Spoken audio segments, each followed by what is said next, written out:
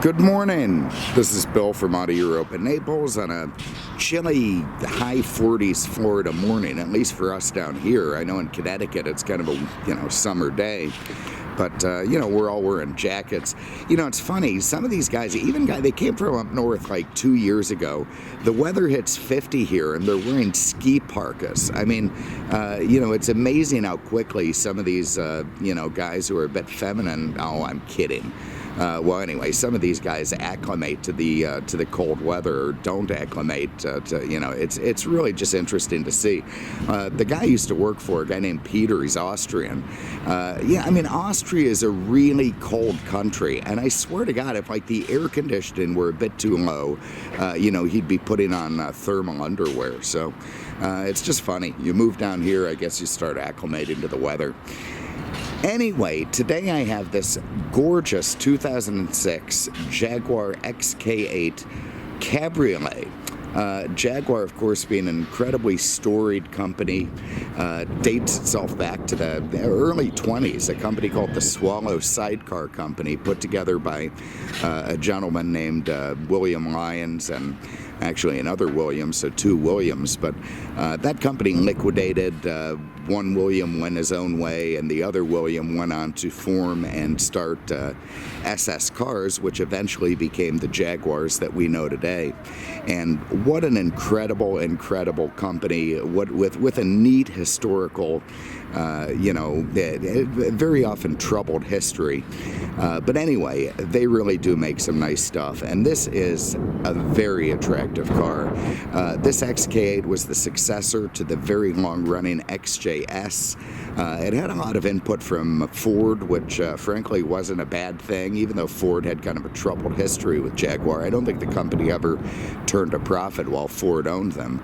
But Ford did bring in a lot of stuff that made Jaguars go from being very, very beautiful and unreliable to very, very beautiful and reliable. So, kudos to them for at least doing that. You can see the lines of this car, absolutely stunning. It really and truly is the successor to the E-Type, in a way that the XJS wasn't. The E-Type was this beautiful, big, long, sleek front hood, short tail, curvature, muscular, feline, beautiful car that Enzo Ferrari had called the most beautiful car ever made, an incredible compliment. And then all of a sudden the XJS comes along, and it's this sort of, stubby, buttressed, thick, wide, slab-sided Grand Touring car, which was fantastic in its own way, but very, very far removed from the car it replaced. And I think this car, went back to its roots and really found the E-Type. You can see by 06 they had made some very welcome changes. I don't always like these facelift cars, when they get towards the end of their production run. Mercedes and other companies sort of change them around a little bit to try to keep selling them, to freshen them up.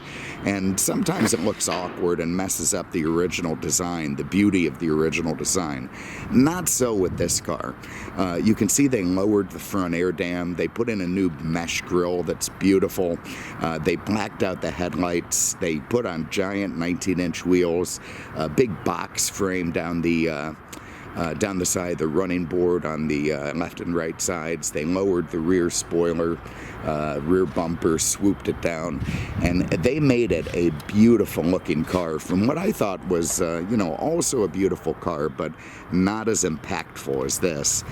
In this incredible color, it's gorgeous, really, really attractive. Look at just the curves on this thing. It's sort of Coke bottle shaped, and at the same time, extremely elegant in a way that a Corvette isn't. You can see the lovely chrome around the taillights. Jaguar had de-chromed the hell out of these cars in the beginning, and I presume from customer complaints they started throwing some chrome back on them. You got big chrome twice pipes down there. You've got chrome across the back of the trunk, around the taillights. You've got chrome door handles, chrome mirrors. Not too much, again, but a little more than the earlier versions had. They did resist the temptation to put chrome around the windshield and side windows. You see you got fog lights. I love those wheels and tires. The 19s look great on this. Giant big brakes behind there. You've got cats in the center caps. I don't know. There is something just so beautiful about a Jaguar. start inside the trunk. To do that, you press this little cat's face here, and you can lift it up. You can see you have a very good sized trunk. Part of that is you have really crappy back seats, so they were able to push the trunk out, but that's fine. You know, for you condo guys, you'd be able to fit a couple of sets of golf clubs in there, no problem. See, it's got the original mats. There's your CD changer and DVD drive. You got a donut tire down there, nice. This was a condo car, which is why you see a little three-pronged electrical outlet there. That means it was connected to a battery charger in the summers when it was stored. There's also a nice net here if you want to stick your Schnauzer or Chihuahua in the back. You can just put them in here, baby, toddler, maybe a little big for a toddler to get in there, but anyway, you'd be able to stuff somebody back there and keep them secure while you're driving around. Have a look under the hood. So this was the first V8 Jaguar, this series, in many, many, many years. They were always 6s and 12s. It was sort of rare for them to come along with the V8. By the time 06 rolled around, they had bumped it up to 4.2 liters, about 300 horsepower. Very, very smooth, nice and torquey. Mated to a Mercedes-style ZF 6-speed automatic. And on this, you know, sub 50,000 mile car, I think it's got 48 and change. You can see it is mint, absolutely perfect under the hood. Love those tuned intake runners. Love the cat on the front of the engine cover. You know, everything. You know, a nice mixture of subdued and potent looking under the hood of this car. Just I really do like looking under here. It's just so pretty. Everything nice and proper. I love the curvature of the hood, the way that works. It's just a gorgeous design, this car. It really, really is. All right, let's have a look inside. So here you can see beautiful oatmeal colored leather hides. I guess that's what we're going to call them. We didn't do the boot and the bonnet. I resisted the temptation to do that. You know, if you're an American and you buy this car, don't you dare even try to do that with your friends, or they're going to punch you, and I don't blame them.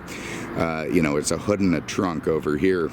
But anyway, you can see beautiful, incredible Connelly leather in fantastic shape. You've got rear seats here that are an absolute joke. I mean, obviously you can stuff a couple of Canadians in there because they're happy just being in Florida, and you can, you know, get them to drive around in anything. But otherwise, you are going to meet a lot of resistance trying to stuff anybody over 4'8" back here. Some people say they put them in for insurance purposes. Some countries, you know, have insurance companies that give you better rates if you've got 4 seats instead of 2. But, you know, if you're a, you know, grandfather, you got a couple little rugrats that you have to watch for a weekend, you know, you can stuff them back there, belt them in, and, you know, they'll be happy enough. Give them a Nintendo or something. Very, very nice door panel, nice contrasting colors there, the ivory with the sort of taupe. You can see on this triangle tweeter in the door, it's got the Alpine sound system. It's got the same switches from a 1992 Ford Mustang, which again are fine. I mean, you know, they're not these beautiful big chrome, you know, lovely things Jaguar used to have, but they do have the benefit of working and staying working, and then if they break, you just, you know, God, they're cheap to replace, so that kind of stuff does help. You can see they did keep the wood, they did keep the chrome inside. In fact, they added chrome. You've got a beautiful, I tell you, let's just hop in. I guess before I do, I'll show you one quick thing. So this e-brake, the way it works, you pull it up, it goes right back down. Now they do that so Princess Diana, you know, wouldn't get her shoes caught on the thing as she's gracefully stepping out of one if she were driving herself, which probably wouldn't happen. And to get it back released, pull up, lift a little bit past its limit, press the button and down. Now that can be important because in some of these cars you need to do that to run the top. In this car I'm not sure. I think they had done away with that by then. Real quick, I should point out, of course, it does have full independent suspension all the way around. Thank God by this generation they had come out with outboard brakes. They didn't use those inboard brakes anymore on some of the earlier cars. Never know, I don't know if they ever used them on the XK8, but the XJS's, you know, had all these weird inboard brakes, you know, up towards the pumpkin in the middle. And this does use the same basic platform suspension as the XJ40 that came out. Is that true? is that it's the same basic suspension as the XJS, which I believe is, sorry, it uses the suspension bits out of the 40. Oh Lord, getting doddery in my old age. So let's fire this thing up. Love these Jaguar keys. Okay, so a nice healthy growl from the car as you crank it up. Get my seatbelt on here. You know, somebody suggested I wear a GoPro on my head. And first of all, I'm not going to look that ridiculous in life. I'm just not going to. Secondly, I did try it once secretly, and it looked ridiculous. It just didn't work at all. Anyway, you've got this sort of very interesting instrument cluster with the 3 gauges buried into the beautiful burl wood. You got your, 6,300 RPM limit tach there, 170 mile an hour speedo, which is a little ambitious. This thing's limited. You've got your fuel gauge and temp gauge.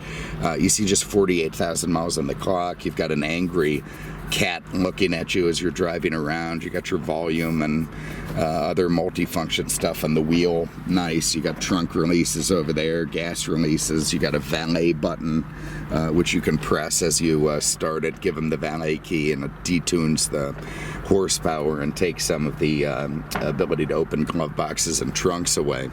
The dash is absolutely gorgeous. The beautiful big burl all the way across. Nice. Twin airbags. This one has the navigation, which I suppose works fine. Let's see. It's kind of little and, maybe tough to program. I haven't tried. I wouldn't bother. But it is there. It's working nice and, adds to the car's sort of accoutrements. Beautiful leather stitching on the center console. You got your climate control, which works great. Nice cold air. Nice hot heat. Of course, England being quite chilly, the heat's always excellent in Jaguars, newer ones anyway. You got your heated seats, you've got your front and rear fog lights, you've got your dynamic stability control, the traction control. You can turn that off if you want to do smoky burnouts. You got a very classically styled Jaguar Alpine style cassette deck here, which the cassette is good because you can use a tape adapter, plug it into your phone, then you get all your Bluetoothy iPod stuff. You've got the classic Jaguar J shifter there. You can see now has 6 gears. You've got I can't remember this thing. I think it's a speed limiter, an automatic. So you can set it to a certain number, and then if you go over that number, it'll beep at you, which is helpful in a country that has all these sort of automatic ticket-generating radars like Britain. It won't let you go over a certain amount. That's the sport button if you want to sort of quicken your shifts and your pulse. We're on the top up. Let's do that. So I just simply press that old classic style power antenna. You just don't see that anymore. Okay, up comes the soft top with this sort of lovely headliner. It's not all stained and nasty the way they can be on some of these cars. Keep your finger on the button and all 4 windows should come up. They don't. Okay, just 2 of them come up. So you got to run the other 2. Here's a little bit of a miracle real quick. Let's see if that is true. Yeah, the ashtray cover and cup holders are still working, and then you've got a center console there. I can't tell you how many XKs I've gotten in where those are immediately broken. So whoever drove this thing was obviously at a very light touch. You can see it as a very attractive tan, stay fast cloth soft top. Looks great on the car. Contrasts nicely with that sort of metallic Merlot color. Glass rear window with defrost. Really, really beautiful soft top on this car. Black is nice because it hides all the creases and marks that get on a top over time. But tan is beautiful, and if you're looking at this from a collectability viewpoint, it's a fantastic color for this car. Let's hop in and go for a ride. So 300 horsepower, pretty good in 06. I mean, you hear that figure now and you think, it doesn't sound like much. But, you know, an 06 SL 500 had 302. So it was right in line with its competition. Turn that air off. Also, price-wise, this car was in the, you know, plus $70,000 range, so a little bit less than an SL, but still a pretty damn pricey car.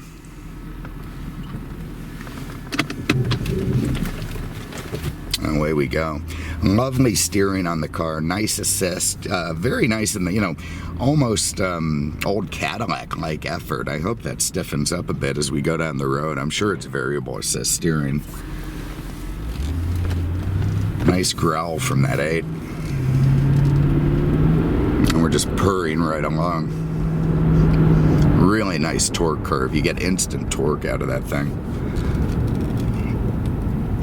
And man, the job they did sealing up this car is really good for a British car. I mean, it is quiet inside, no wind noise, even, you know, it's slow speeds. I would expect that in an XJS. Not in this. Feels nice and tight. There's no bouncing around from the suspension. And a fantastic pull from that big V8. Very, very peppy.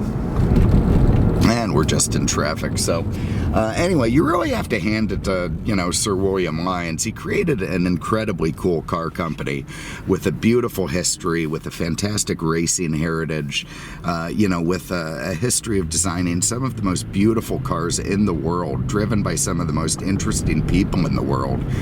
You know, Queen Elizabeth drives Jaguars around, or at least she used to. Prince Charles, all those people. Margaret Thatcher, she was in a Jaguar. That's probably it. Anyway, there it is, 2006 Jaguar XK8 Cabriolet. Beautiful color combination, 48,000 miles. This car is just gorgeous to look at. Drives like new, feels terrific. Every material on it, every bit of fabric and leather and wood and everything you touch just feels nice.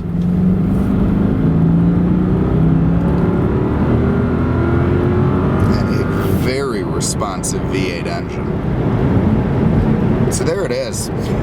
Thank you very much for having a look today. We appreciate it. Man, I'm telling you, come get this thing. This car is gorgeous. 239-298-8000 on the web at aenaples.com. Thanks so much for having a look. We appreciate it. We'll see you with the next one. Take care.